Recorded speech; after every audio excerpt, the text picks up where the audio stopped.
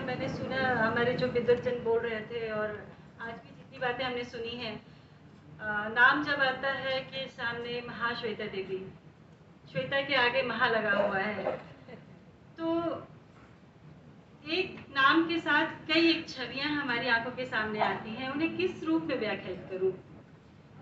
पत्रकार कहूं, लेखक कहूं, समाज सुधारक कहूं, पर एक संपूर्ण व्यक्तित्व के रूप में हम उन्हें जरूर देख सकते हैं। मैं एक छोटी सी अपनी जिंदगी की एक घटना कहूँ कि या ये कि मेरी माँ ने जब मेरा नाम श्वेता रखा, और जब जैसे जैसे मैं बड़ी हुई और श्वेता शब्द, श्वेता को मैं सीधे समझती थी कि उसका तो तात्पर्य होता है गोरा चिट्टा रंग होना, श्वेता यानी श्वेत, सफेद।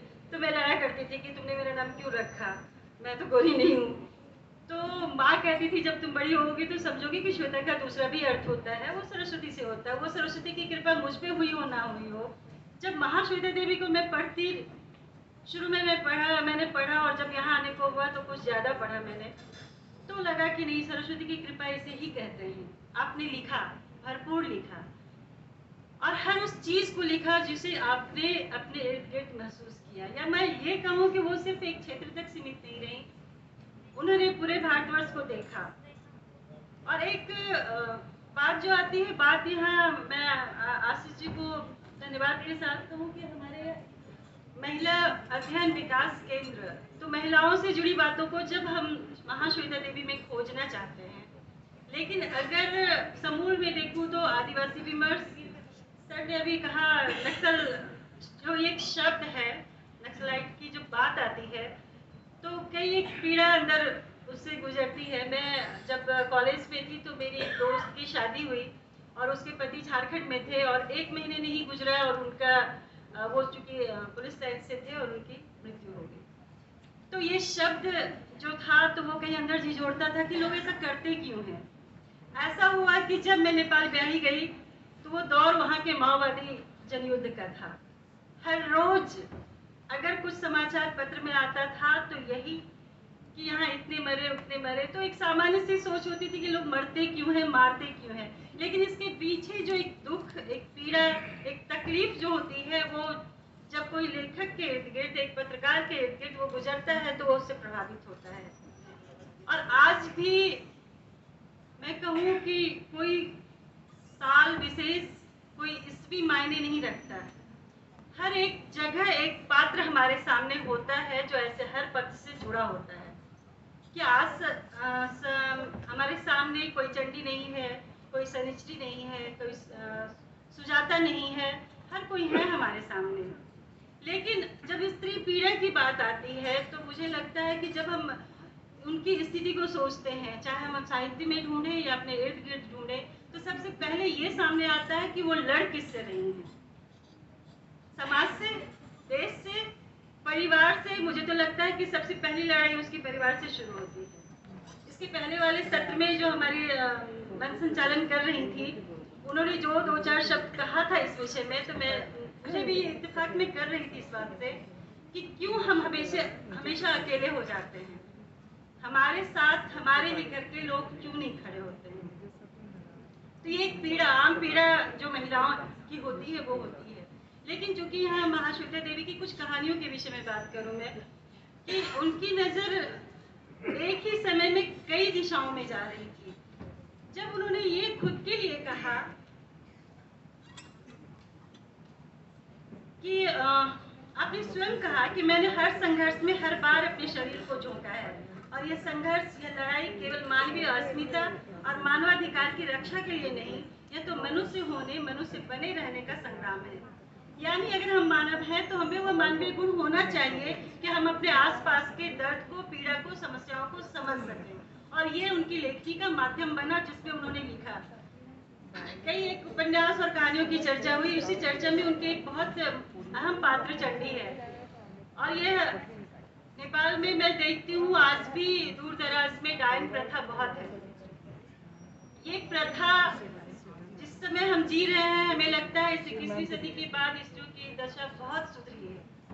पर अगर आप कहीं दुर्गम स्थान पे जाएं, पहाड़ों पर जाएं, तो आपको लगेगा कि नहीं, महिलाओं की दशा सुधरी नहीं है। हाँ, एक लंबा चढ़ता चला गया है कि जिससे लगता है कि नहीं हम बहुत आगे निकल गए हैं। तो ये एक चंडी को अपने अस्तित्व की लड़ाई, वो उससे छुटकारा कब मिलता है? जब वो मर जाती है। उसे ये दोष दिया जाता है कि वह लाश को नोच के खा रही है, वो अपने परिवार के लिए ही अशुभ है। सारी घटना चक्र के बाद जब वो खुद को मार देती है एक ट्रेन को बचाने के लिए, तो उसे पुरस्कृत भी किया जाता है, उसे सम्मान भी दिया जाता है। तो क्या ये महिलाओं का अस्तित्व इसलिए तो नहीं बना ना कि जब हम मर जाए तो हमारी महत्ता को आप समझें? हमें हमारे अपने साथ अगर रखते हैं तो हमारा अपना अस्तित्व कायम होता है। मैं किसी ऐसे नारी विमर्श के मुखालफत भी नहीं करती जहां मैं ये कहूं कि नहीं पुरुष वर्ग होना ही नहीं चाहिए। जब सृष्टि बनी है तो इस सृष्टि में दो पक्ष का होना अनिवार्य है, वो स्त्री भी है वो पुरुष भी है। तो हमें समझाने की जरूरत क्यों पड़ती है कि हम भी इंसान हैं? इन्होंने छाबू जैसे चरित्र को लिखा महाश्वेता ने, जहाँ की बेटियां बेची जाती हैं। छाबू एक बार नहीं बिकती, 3-3 बार बिकती है, और वह फिर सामने वाले को मारने की हद तक जब जाती है तो फिर उसके लिए भी वहाँ कोई जगह बनती है। तो ये बिकने की परंपरा भी मैं कहूँ तो, मैं अभी जहाँ से आ रही हूँ पहाड़ों पे बेटियां आज भी बेची जाती हैं। और इस बिकने के पीछे कारण ये होता है कि उनकी गरीबी, अशिक्षित होना। घर में जब बेटी पैदा होती है तो वहाँ खुशियाँ होती हैं कि चलो ये बड़ी होकर के हमारे घर को पालेंगे। उस पालने के पीछे ये मकसद नहीं होता कि वो पढ़ लिख के करेंगे, बल्कि ये होता है कि ये जितनी खूबसूरत है इससे हमें उतना ही पैसा मिलेगा। घर में अगर 2-4 बेटियां हो जाए तो उनके बारे में न्यारा हो जाते हैं। तो ये पात्र जो आज जन्म सती मना रहे हैं महाश्वेता देवी की, लेकिन उसके बावजूद देखूं तो समाज में आज भी वो कायम है। इससे मुक्ति कैसे? हम जब किसी विमर्श में हिस्सा लेते हैं तो हमें लगता है कि चर्चा और परिचर्चा के बाद एक समाधान की भी दिशा होनी चाहिए, और वो समाधान हमारे अपनी सोच से होती है। जब हम समझते हैं कि नहीं, हमें अपनी सोच की बदलने की कल्पना है। वैसे आज की मीडिया को अगर देखें, आज के समय में जितने जो समाचार हमारे सामने आते हैं वो हमारी रूह को ही कपाता है। जहाँ हम ये समझते हैं कि नारी को एक कोमल दृष्टिकोण से देखना चाहिए, वहाँ वो बहुत ही क्रूर दृष्टिकोण से सामने आती हैं। तो मैं उस दृष्टिकोण की तरफ न जाऊं, लेकिन एक सामान्य सभ्य समाज में स्त्रियों के लिए जो धारणा होनी चाहिए वो वही हमें, जहाँ जब रुदाली की बात होती है तो ये कि आंसू भी दिखते हैं और वो बेचने वाली भी महिलाएं ही हैं। क्यों नहीं पुरुष वर्ग को ही रखा गया है कि भाई शोक मनाना है तो आप ही आकर के रो लो? तो ये रोने, कल भी शायद किसी ने कहा था कि नहीं महिलाएं अच्छा रो लेती हैं, इसलिए महिलाओं को ये काम मिलना चाहिए। तो क्या हम सिर्फ रोने के लिए हैं? क्या हमारा अस्तित्व सिर्फ इसी करुणता के भी जीने के लिए है? तो महाश्वेता देवी ने उस वक्त लिखा जबकि महिला लेखन में समाज, पारिवारिक जो समस्याएं थी उनको लेकर हमारी लेखिकाएं लिख रही थी। लेकिन एक उनका ये विद्रोह था कि एक नारी मन किस तरह उतनी क्रूरता को भी महसूस करता। वो सिर्फ नारी विमर्श पर नहीं अटकी थी, नारी को नहीं व्याख्या कर रही थी, वो पूरे समाज को परिभाषित कर रही थी। तो बातें बहुत हैं, मैं आप लोगों का ज़्यादा समय नहीं लूँगी। सचमुच आशीष जी ने कहा था कि लोगों ने तैयारी तो करके पूरी आई होगी, करके लोग आते हैं, लेकिन मैं इस समय का तकाजा समझती हूँ और मैं कहूँ कि महाश्वेता देवी के लिए कोई एक सेशन, कोई एक व्यक्ति और कोई एक विषय काफ़ी नहीं है। कि नहीं, हमारे बहुत सारे विद्वत जन हैं कि उन्हें पूरा का पूरा सेशन अगर दे दिया जाए तो वो पूरे के पूरे समय में महाश्वेता देवी के बारे में बोल सकते हैं। लेकिन मैं बस इतना कहूँ कि महाश्वेता देवी ने जो आज से 50-60 साल पहले लिखा, वह आज भी किसी न किसी रूप में हमारे समाज में जिंदा है।